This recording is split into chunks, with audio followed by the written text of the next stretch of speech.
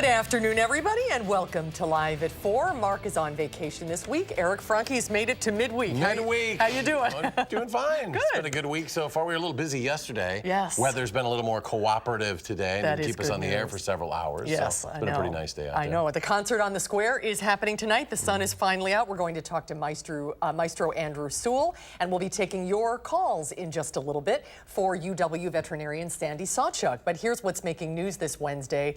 We got out today with the National Weather Service as they survey the damage from yesterday's tornadoes that hit southwestern Wisconsin. Amanda Quintana will join us with that. Yeah, and we'll have more details on the cause of that fiery fatal crash that happened in Madison over the weekend. As the Madison man accused of causing that fatal crash makes an appearance in court today. And one of the longest serving justices on the U.S. Supreme Court is retiring. We'll talk about what that might mean for future court rulings.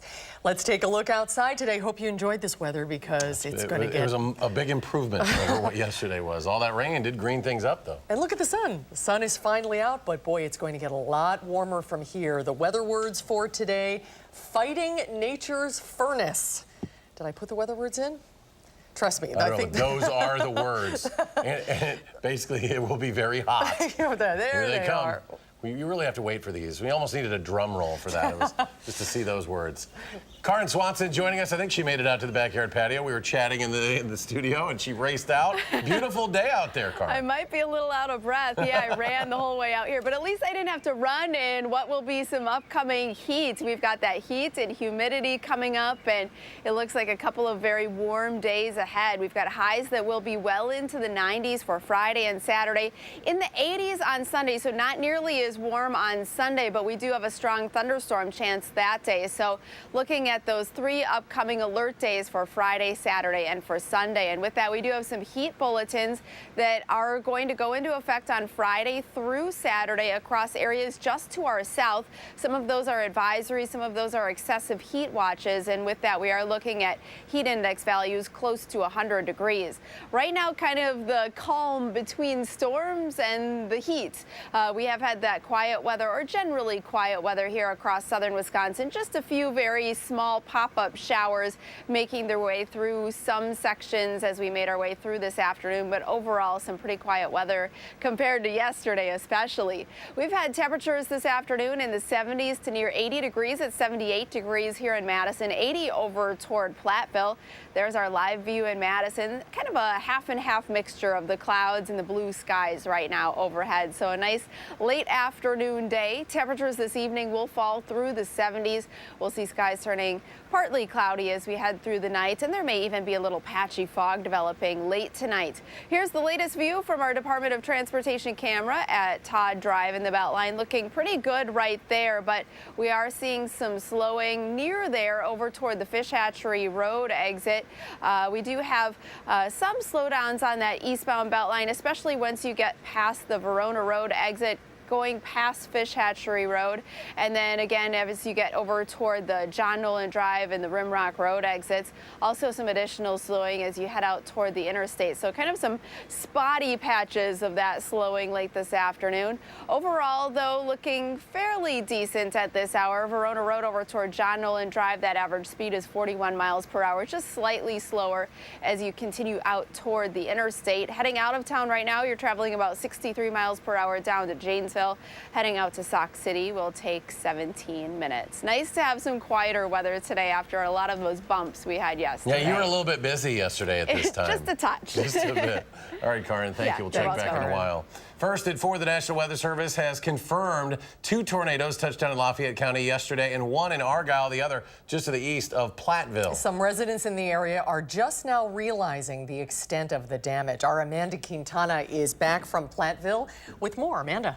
Yes, well, those tornadoes were pretty small and pretty mild. There was a shed that was hit in Argyle, but with the first tornado in western Lafayette County, the main damage is to cornfields and a few trees. It didn't touch down for too long. You can see the cornfield was hit, then it makes a couple more stops in fields over that hill before dying out. The National Weather Service says they didn't even have time to send out a warning in the Platteville area since it was so small their radar didn't catch it and no one called it in.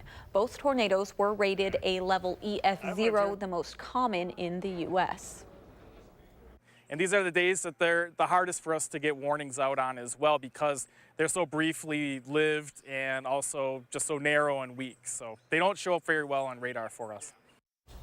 A firefighter did call in the one in Argyle, but it was also pretty quick, so there wasn't much time between the sirens and the touchdown of that tornado. The National Weather Service wants to stress the importance of calling in reports of events like tornadoes. That way they can warn the public and give people time to seek shelter. And at 6, we will hear from a farmer whose cornfield was hit by the tornado and why he was shocked by that damage when he saw it today. It is amazing to see how it flattens the corn. You know, it's They're incredible. little tornadoes, but anytime you see one, it's still. Oh, yeah. You gotta And you take could see it from pretty far away. So. Right. Yeah, you got to take the proper precautions. Glad nobody got hurt and all Yes, that. most even important even thing. though they were small. Amanda, thank you. Thanks, Amanda. In other news, court documents suggest the man accused of causing a fatal crash last Saturday had taken LSD before the crash. 22-year-old Gavin Viam of Madison was in court today, faces charges of homicide by intoxicated use of a vehicle and second-degree reckless homicide. The crash at John Nolan Drive at South Blair Street killed 45-year-old Deanna McCullough of Madison. Cash bail for Viam set at $25,000. He also must be monitored by GPS. He can't drive, drink, and will also be randomly drug tested. Supreme Court Justice Anthony Kennedy, one of the longest-serving justices in history, has announced his retirement 1 month shy of his 82nd birthday. Kennedy, a moderate conservative, often cast the powerful swing vote in many cases. Angelica Alvarez reports from the Supreme Court. Justice Anthony Kennedy met with President Trump at the White House before announcing his retirement from the Supreme Court. He is a man that I've known for a long time and a man that I've respected for a long time. He's been a great justice of the Supreme Court. Kennedy submitted his decision in a letter expressing profound gratitude for the opportunity to serve on the highest court. Over more than 30 years, he earned a reputation as the swing vote. I hate that term. It has this visual image of these spatial gyrations. The cases swing, I don't. Kennedy, a moderate conservative, was seen as a consensus pick when President Ronald Reagan nominated him in 1987. He's popular with colleagues of all political persuasions. On the Second Amendment, prisoner rights, and the constitutionality of Obamacare, he sided with the conservatives. On other issues, he sided with the liberals. In 2015, he wrote the majority opinion in the case that legalized same-sex marriage. And last year, he administered the oath to President Trump's first Supreme Court pick, Neil Gorsuch. Are you ready to take the oath, Justice Bush? President Trump says he will nominate Kennedy's successor from a list of 25 names already under consideration. Angelica Alvarez for WISC News 3. Senate Majority Leader Mitch McConnell says lawmakers will vote on a nominee in the fall. Earlier today, the Supreme Court issued a decision on collective bargaining and whether public employees can be forced to pay union dues. Unions are calling it a major blow to organized labor. The Supreme Court ruling that government workers cannot be forced to contribute to unions to help pay for collective bargaining. Illinois government worker Mark Janis brought the lawsuit and calls it a victory for working people across the country. This is going to give the individual worker the freedom to make their own choice now, where previously they were coerced and forced to pay. Labor leaders argue they work on behalf of all employees, not just their members, and that the ruling will cost unions millions of dollars. They promised on a conference call to mobilize and fight back. But what effect will this ruling have on Wisconsin union members? Rose Schmidt has been looking into that, and she joins us now from the News Center. Rose? Eric and Susan, this decision today is getting rid of fee payers, meaning people not in a union who had to pay for the costs of the negotiations for their contracts. Now, Wisconsin's Act 10 did that already back when Governor Walker signed it into law in 2011. The difference is that Act 10 exempted police and firefighters. So how does today's ruling affect Wisconsin? Well, going forward, fee payers will be eliminated from police and fire unions here in Wisconsin. The state's firefighters union president called the ruling a slap in the face to workers. Now, a UW political science professor says this ruling will greatly impact public sector unions across the country. It's going to make life very difficult for public unions going forward in terms of raising revenue for them to do some of the things that they've wanted to do in the past, to lobby, to bargain collectively, to get involved in public issues. The Wisconsin Professional Police Association also confirmed that today's decision will impact their members going forward. Now, the Madison Teachers Incorporated says today's decision is bad news for public sector unions across the country, but the ruling does not have any direct impact on their members. Rose Schmidt in the newsroom. Thanks, Rose. The Republican-led House has killed a broad GOP-written immigration bill. The rejection was expected because of Republican divisions and solid Democratic opposition. The defeat reflects GOP worries over alienating conservatives whom they'll need in this fall's elections. The bill would have given some immigrants brought illegally to the U.S. as children a chance at citizenship, something sharply rejected by hard-right voters. President Trump and Russian President Vladimir Putin will meet face-to-face in an upcoming summit. National Security Advisor John Bolton said the date and the location of the summit will be announced tomorrow. Bolton made the announcement after meeting with Putin in Moscow today. The Russian leader noted that relations between the two countries are at a low point, but he said he hoped to improve ties. Coming up next at 4, a preview of tonight's concerts on the Square. And a look at the life of the patriarch of one of the most famous families in entertainment. That's when we come back.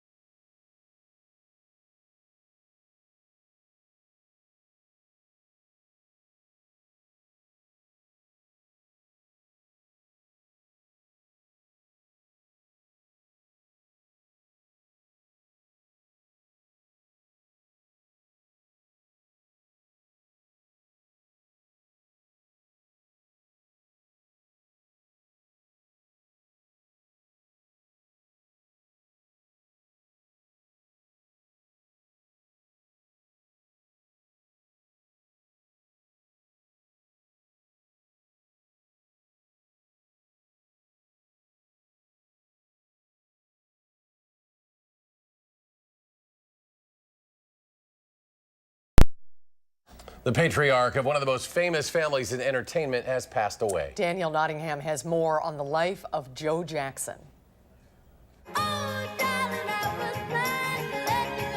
The Jackson 5's performance on The Ed Sullivan Show was the beginning of their rise to fame and fortune. Joe Jackson was the man behind the legendary group. The Jackson family patriarch was born in Fountain Hill, Arkansas in 1928. His family eventually settled in Indiana, where he pursued a boxing career. After marrying Catherine in 1949, the couple bought a home in Gary and had 10 children together. Joe gave up boxing and started a blues band. The group broke up after they couldn't get a record deal. He transferred his dream to make it big in music to his kids, who went on to become some of the biggest pop stars in the world. Jackson had a tumultuous relationship with his children. Several of them accused him of physical and emotional abuse. Joe was by Michael's side during the late pop star's child molestation trial, but when Michael died of a drug overdose in 2009, Joe was cut out of his son's will.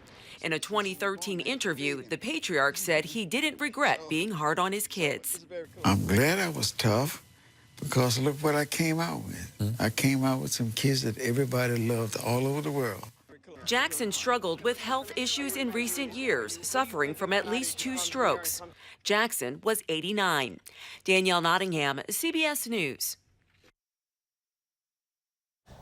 The Jackson family estate issued a statement saying that we are deeply saddened by Mr. Jackson's passing and extend our condolences to Mrs. Catherine Jackson and the family. Joe Jackson and his wife never divorced, but they lived apart. Take a look at Wall Street today on their off day with tech stocks taking big hits. The Dow Industrials lost 165.5 points. NASDAQ down 116.5. The S&P lost 23.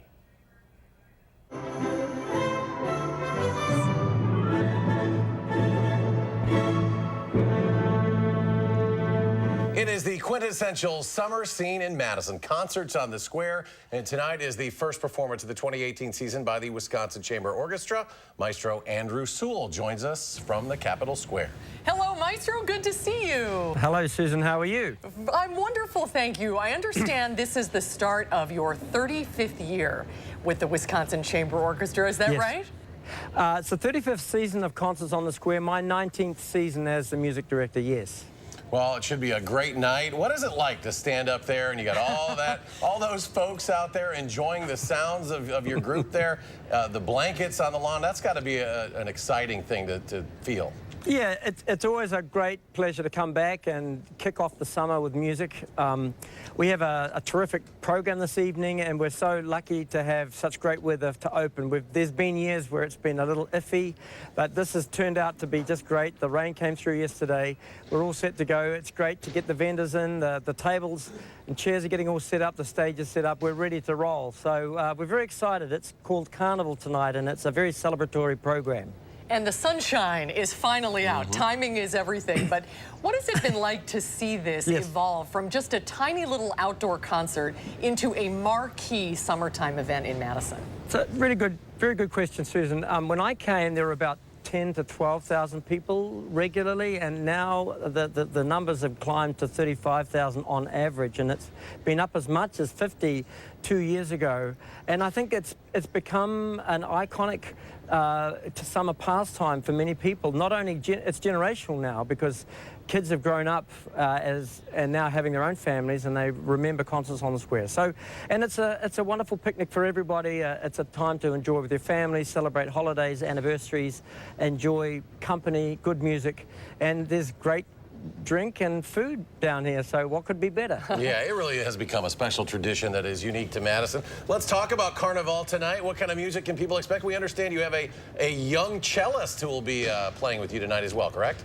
Yes, each year we have a young artist competition in February for high school students around the state of Wisconsin. Tonight's soloist, Matthew Udry, is an 18-year-old senior from Kenosha. He's playing the cello concerto by Shostakovich tonight. And he beat out a great pool of outstanding young people back in February. So this is the jewel of the prize, is to play in front of, you know, upwards of 30,000 people on the square. And it's a great opportunity for him. And we're also filling out the program with other works by Dvorak, his Carnival Overture, Smetana, Shostakovich, as I mentioned, some Handel, as well as some Rimsky-Korsakov. So it's a great program of favorites for people to come and enjoy, and it'll be starting at 7 o'clock. We finish around 8:45. And there's just music for everybody. No pressure on that young fella. No, not at all. Now, 1 week from tonight is the 4th of July. Will you be having the Concert on the Square on the holiday? Oh, yes, we will. And for that one, we'll have a guest conductor, Hugh Edwards, from the Washington State area. And it is every 7 years. It falls on a July 4th, so it's a very special holiday.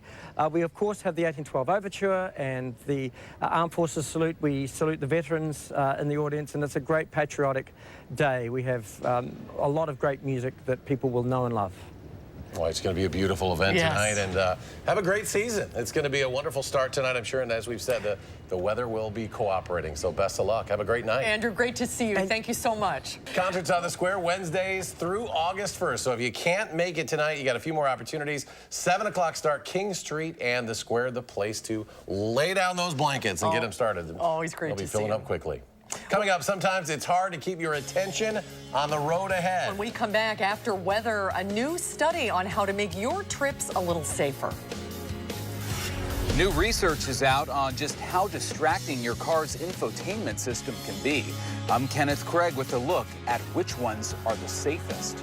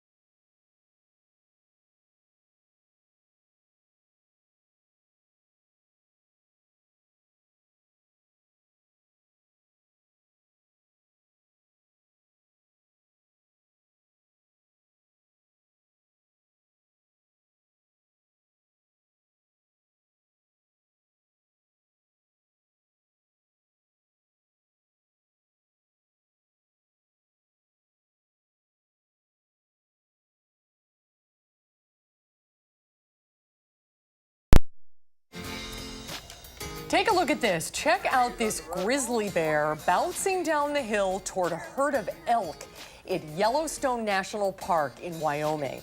Now, normally bears are opportunists and steal carcasses from other predators, so it's very rare to see them chasing live prey. This predator is likely looking for elk calves that are hidden in the sagebrush, but the herd manages to escape just in time.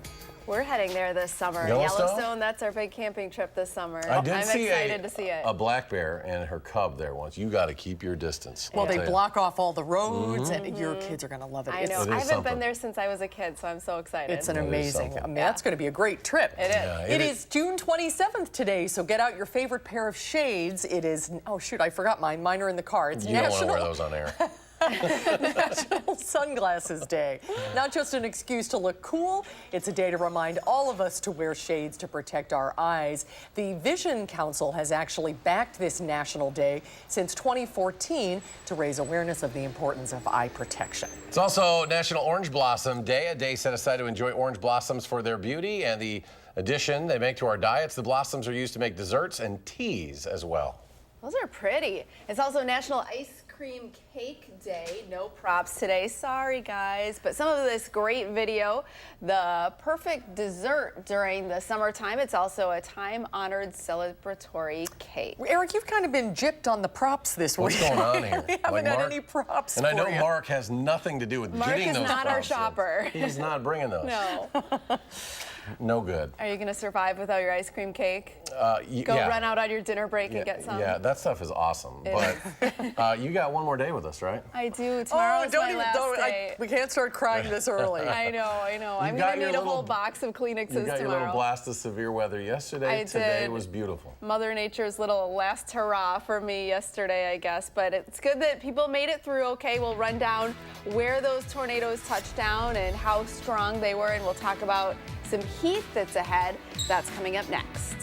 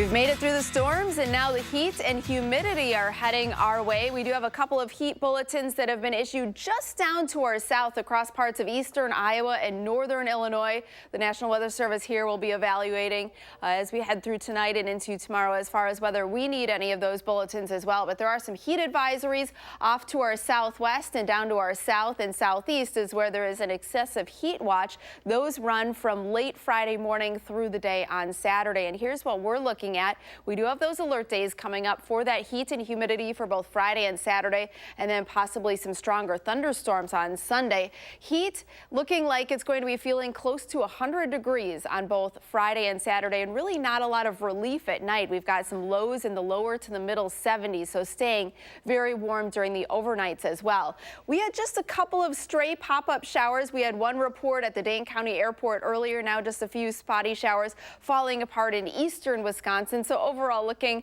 pretty nice compared to this time yesterday. The main storms are well off to our north and to our northwest right now, and that's where the severe weather threat will be for the rest of today. There is a marginal risk back in that direction, but nothing that's going to be impacting us here across the southern part of the state as we head through tonight. Our 24-hour precipitation amounts do show those pockets of high rain totals into parts of Dane County back to the west and down to the southwest. Also another cluster across the far southern and southeastern part of Wisconsin.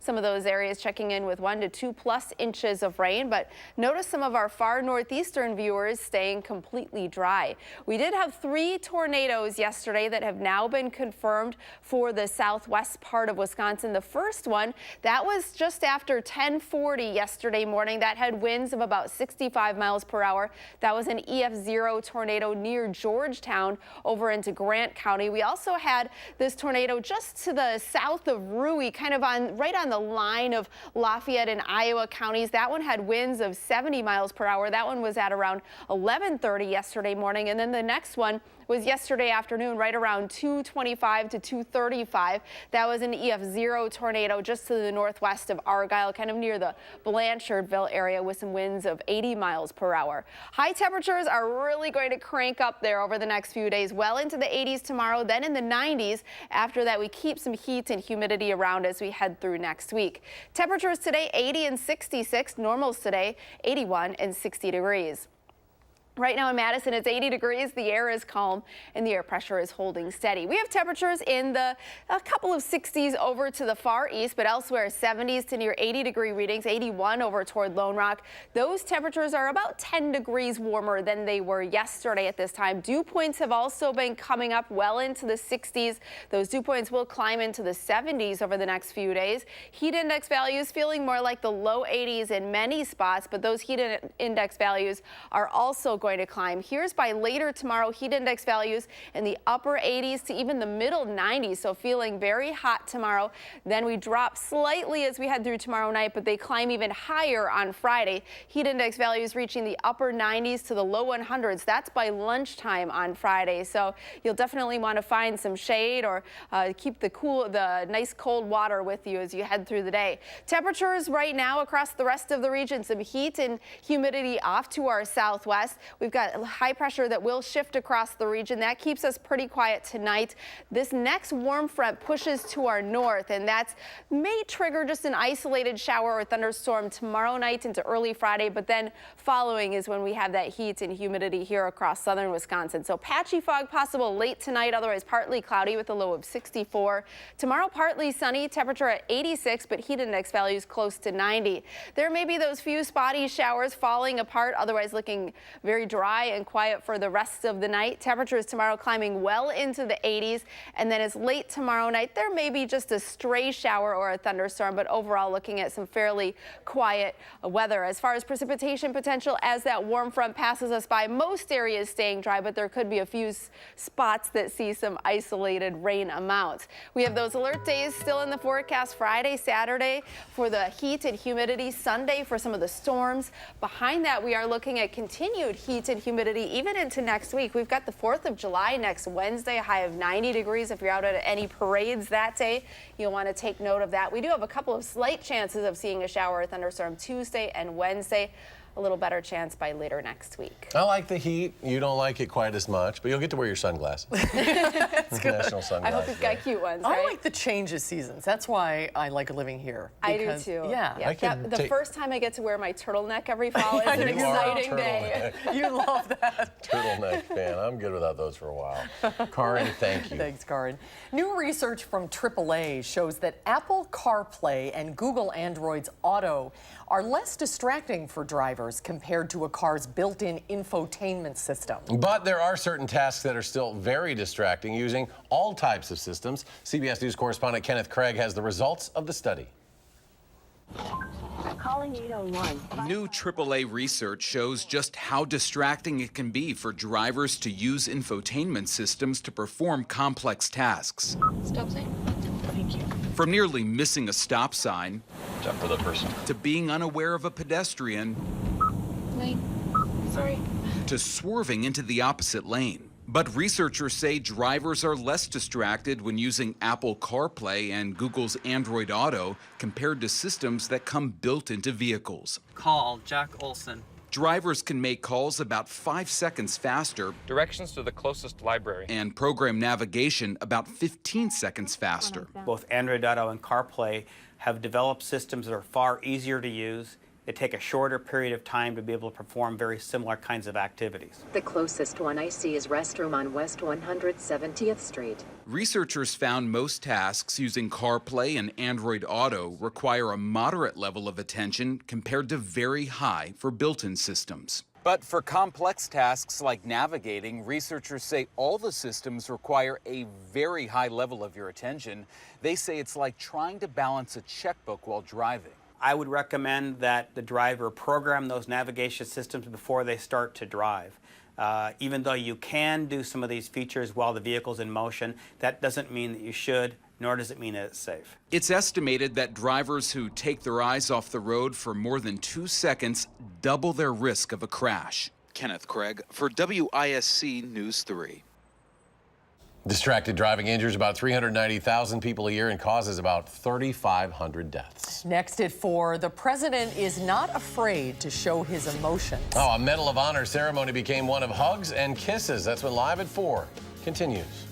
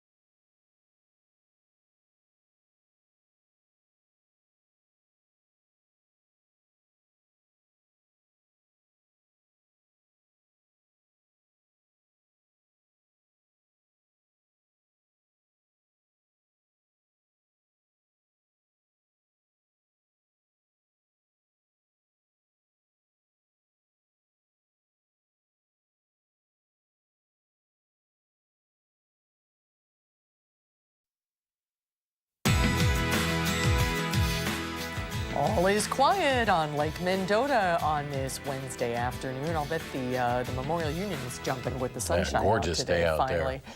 The wife of a war hero got the presidential treatment on Tuesday. It was all hugs and kisses at a Medal of Honor ceremony where President Trump seemed smitten with the 89-year-old. CNN's Jeannie Mose reports. Not since his now fizzled bromance with the French president have we seen such a public display of affection from President Trump. There was hugging and puckering and patting as 89-year-old Pauline Connor was handed the Medal of Honor awarded to her late husband. First Lieutenant Garland Merle Connor was celebrated for risking his life advancing beyond the front lines to direct American artillery fire during World War II. I'm emotional, please forgive me. The president joked about the Connors' long marriage. 53 years of an incredibly great marriage. Was it good or great, Pauline? Huh? It was great. That's good. Oh, boy, I'm glad she said that. We might have had to cancel the rest. That would have been terrible. When it was time to take her place on stage,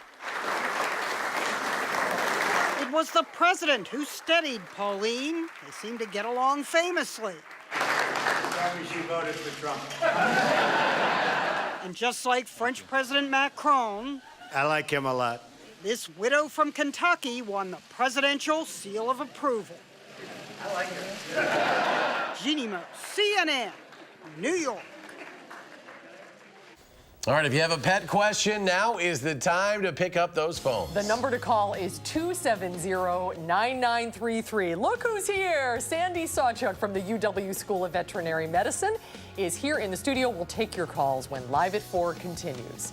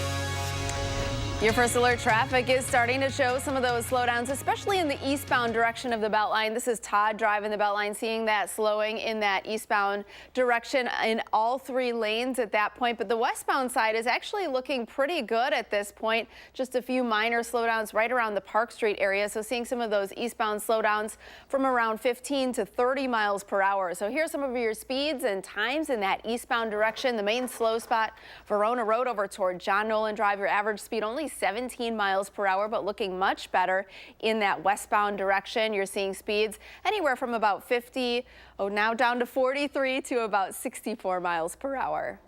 Aaron, thank you. We're going to get right to the phones because Sandy is here and the phone lines are already lighting up. Hi, Sandy. Good to see you. Nice to see you. I wanted to just start the show and say my own dog, Stanley, likes to catch insects. And I saw him going after a bee the other day. And I wanted to just let people know that, you know, it can happen. And if it can happen to a veterinarian's dog, it can happen to yours. And we always want to be careful that any bee bites that occur around the face can result in respiratory distress, and especially when you have a dog that's already has some respiratory compromise, then you might want to seek, well, you probably do want to seek emergency care. But having Benadryl or a generic form of that drug on hand is something that I think every pet owner should have in their first aid kit. And so we use it at about 1 to 2 milligrams per pound of body weight. So you take their weight and multiply it by 1, and that'll give you the low dose, double it the high dose. And having that at home is really helpful. In case they get bit someplace else, it may make them feel a little more comfortable faster. And make sure it's just the regular Benadryl. Right. No, it can't contain any of like the decongestants or the pain medications and things like that. You want it to be just the straight diphenhydramine, and it can be the generic form. Okay. Important to All know right. in the Very good summertime. advice. All right, let's go to the phones. We'll start with Bonnie in Madison. Hi, Bonnie. What's your question?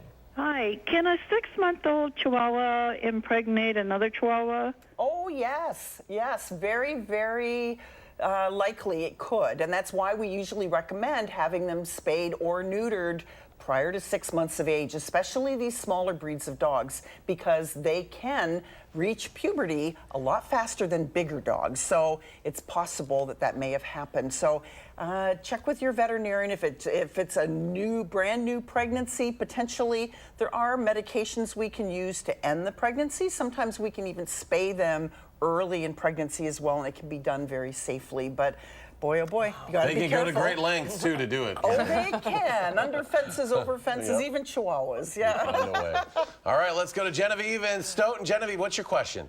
My son has a 10-year-old cat, and she eats, but then she throws up right afterwards. You know, and this could be a sign of many, many different things. It could just be something as simple as the cat is just eating too quickly and then bringing the food back up, a binge and purge type thing.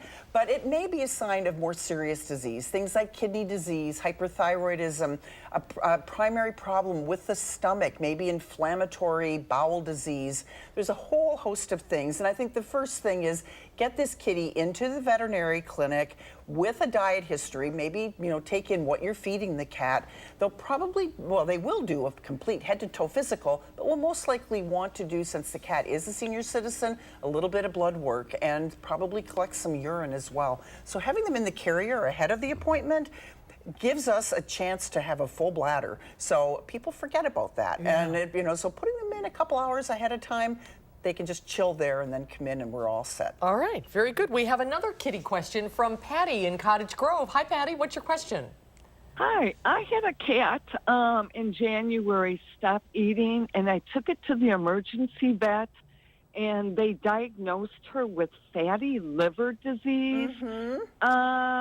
They treated her for about a week, and then she was going to be coming home, and then she died. I'm sorry. Yeah. You know, fatty liver disease in cats is one of these problems that we see when they stop eating for any reason. It may just be that you've just changed the food, that they just don't like it, or they're ill for some other reason. Cats need protein in their diet to handle fats, and there's that blockage in the liver. If they don't have enough protein, if they're not getting protein in their diet, then we can't make lipoproteins, and that fat just gets plugged up in the liver, and they die of liver failure. Approximately 60% of these cats die unless they get really intensive home care or veterinary care, which may mean having a stomach tube put in so that we can feed them. And even though they don't want to eat, we get food into them. It is a real problem, and I'm so sorry that you lost your cat. But that's why we never make diet changes quickly in cats, because if they don't like the food and they just go on a hunger strike, this is what can happen, especially if they're overweight. Sorry for your loss, Patty. Thank you for your call, though. Gloria on the line in Deerfield. Gloria, what's your question? We take care of our daughter's 13-year-old German Shepherd, and she has started to show signs of hip dysplasia. And my daughter has her on a lot of stuff through the vet to help her through it, too.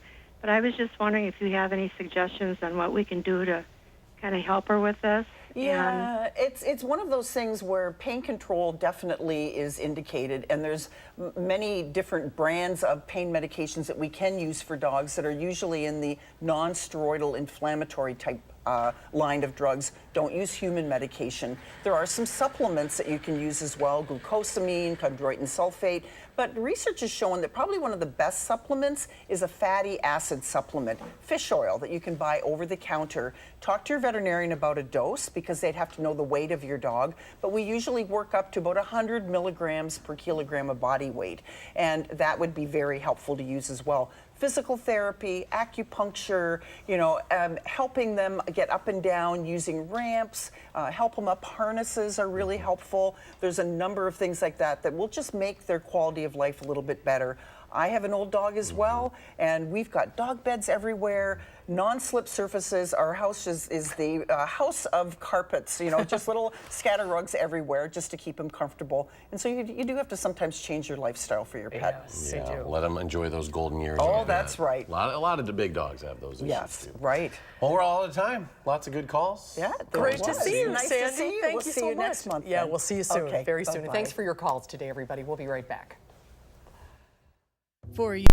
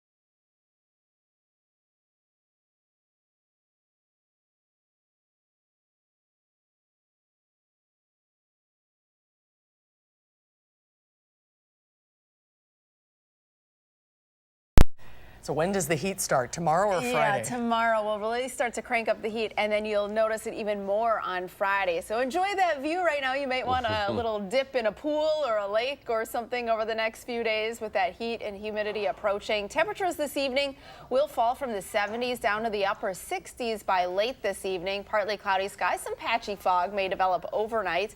We'll drop to 64 overnight, and then highs tomorrow are back into the 80s. It'll feel closer to 90 tomorrow, and then closer closer to 100 is what it's going to feel like anyway with that heat index value for Friday and Saturday. Wow. All right, Karin, thank you. Thanks, Karin.